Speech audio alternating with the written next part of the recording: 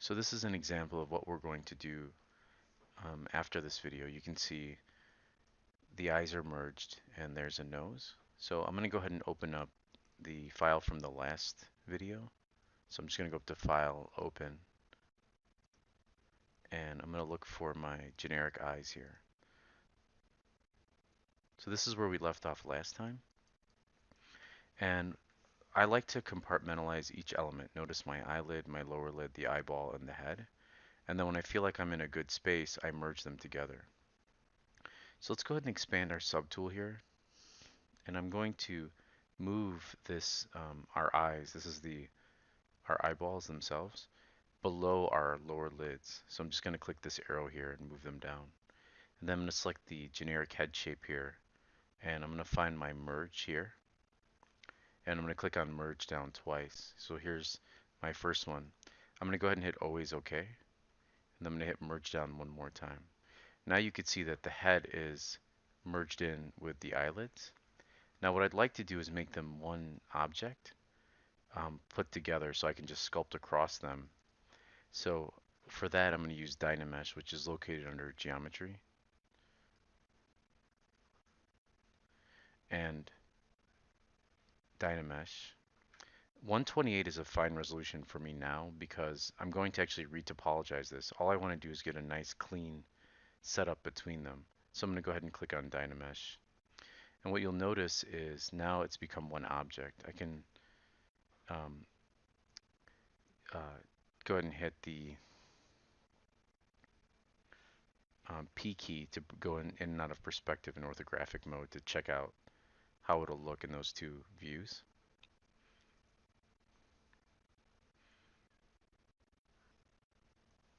Another way of doing it is if I hold Alt and I click on my head and I hit Shift F, you can see my wireframe here. And you can also see that now it's made it one continuous object with different polygroups.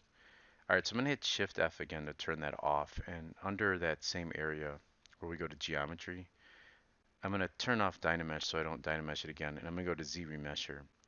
And I really don't need a high poly count for this, so I'm just going to select 2 for 2000 and then hit Z Remesh. And what that'll do is that'll clean up my topology and make it a little bit lower in resolution. And to me, that looks pretty good. All right, I'm going to go ahead and bring back my eyeballs by going to Subtool and then just turning on the eyes. Now, what I'm going to do to make the nose is I want to just, again, this is a generic head, so I'm going to just block out the general shape of a nose. So for that, I'm going to need my Move Topological brush. So go ahead and hit B for brush. And in order to isolate all of my brushes that start with M, I'm going to press the M key. And then topological is the second word. And so as you probably guessed, it starts with a T. So I'm going to hit T. Now, I'm going to hit S to increase the size of my brush because I want to bring out a pretty big chunk here. Now, notice that I have symmetry on. If you forgot, that's the X key. All right, so let's go ahead and just look at our head as a 3/4 view, and I'm going to hold Alt. And just by clicking Alt, I can bring this out a little bit.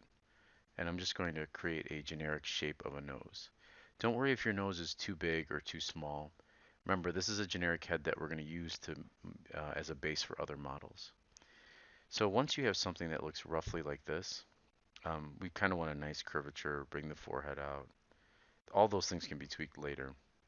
What I want to do is start to sculpt out the nostrils. And so for that, I'm going to use my Claybuildup brush. So again, B for brush, C to isolate all of my brushes that start with a C, and then you can see the second word in Claybuildup is buildup. So you probably guessed it's B for buildup. Now, what I'd like to use is the brush itself to add geometry instead of having to hit Control D to subdivide. And for that, I'm going to use Sculptress. So if you look up at the top here, you'll notice this um, odd shaped icon in the shape of an S. That stands for Activate Sculptress Pro Mode. So I'm going to turn that on and hit S and just bring down my brush. And I'm going to start sculpting out the nostrils like this. And I'm going to hold Shift to just smooth out that area a little bit. And if I hit Shift F, you can see it's adding geometry to that area, right? So I'm holding Shift to smooth it out, things like that. And that gives me a nice base to work with when I'm laying out my geometry. All right, so let's do that again. So With my clay buildup brush, I'm going to zoom in here a little bit, and I'm just going to roughly lay out some strips of clay just to kind of accentuate the nostrils. Then I'm going to go to the bottom here, hold Alt, and just sort of in a circular pattern, draw in where the holes are. So we get something that looks like this. And now you might be wondering, well, the nostril's way too wide, and that's okay. So I'm going to grab my Move Topological brush and pull those nostrils in a little bit, and then shape them out a little bit too by holding Alt. So I'm just kind of accentuating, pulling and pushing these different areas like this. Same thing on the sides here. I'm going to pull that in a little bit, just shaping my nose. So something like this. You want to make sure that the edges of the nostrils are pulled down as well. So kind of a nice little nose. If your character that you're creating later has a bigger nose, that's okay too. Just for now, remember generic character, generic character. All right, so that looks pretty good. Now, the way that we can really accentuate our, I'm going to smooth this out a little bit, the nostril area itself is with the Dam Standard brush, or Damien Standard. So I'm going to hit B, D, and then S. And just starting at the top here, I'm going to draw a loop that goes from the top of the nose, like that, and go all the way around into the nostril itself. So we get something like this. So you can see now we have it very well accentuated. And if you hold shift and just softly smooth out some of the clay buildup marks, you can see that we have the resemblance of what a nice nostril will look like. Feel free to grab your Move Topological and just sort of play with this overall shape here. So I'm going to hold Alt and just kind of bring this out a little bit. So something like this. And that usually takes a good amount of time to kind of get used to.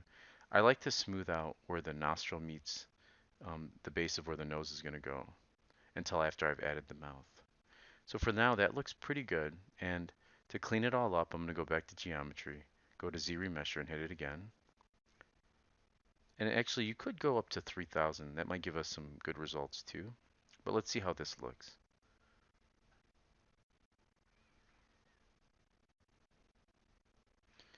All right, that actually looks pretty good. That doesn't look bad. I might take it up a little bit to 3000, but um, the reason is because I'm losing a little bit of the eyeballs there. And let's get rid of this. Let's go to the actual size. Hit that by accident. So I'm going to hit Control Z one more time. And a couple more times until I get there we go. Because I like this curvature that I'm going to use later to add in other parts of the iris. So let's go to Z Remesh and let's just take it up to 3 and try that. I'm going to pause the video as that calculates. Yeah, I like that much better. We are losing some of this stuff, so if I grab my Move Topological, I can pull that out a little bit more. So because we're not terribly concerned about poly count at this phase, um, go ahead and experiment with going a little bit higher. I wouldn't go higher than 5, so let's see what 5 looks like. But I'm going to definitely end this video here, and then in the next one we'll take a look at the mouth.